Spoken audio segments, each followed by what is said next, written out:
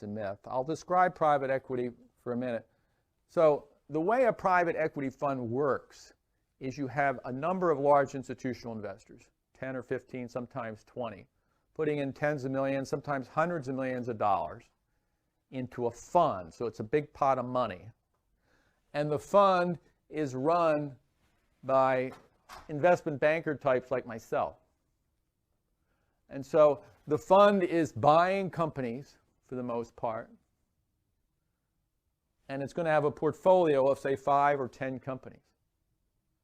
And then these companies are then going to be sold after a certain holding period. So it's like a mutual fund, except the number of investments is very small, and you control each one. So the fund is actually in control and helps guide the companies. So the interesting thing I find about private equity as opposed to, say, a mutual fund is that the investors have a much longer time horizon. So if you're going to buy companies and then sell them, first you have to find them. So finding a deal in itself is a full-time job, believe me. Then you have to negotiate and close the transaction. So if you've got a fund of, say, $1 billion, that's going to take 3 or 4 years to invest that $1 billion. Then over the next few years, you're trying, as a PE fund manager, to work with the management teams of these various companies that you own. You're trying to improve the companies.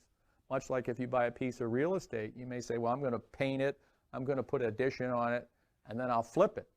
So they're trying to do the same thing, except in a corporate world, where they've got a few years to try to improve the earnings of the company, improve the sales, and then get the company ready for sale.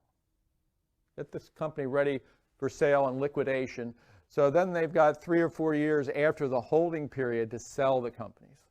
Now, most of them are sold in M&A deals, because there are very few IPOs in the United States. There's only a few hundred every year, where there's 15,000 M&A deals every year. So then they sell the companies at the end of the 10 years, and hopefully, the investors have got a good profit.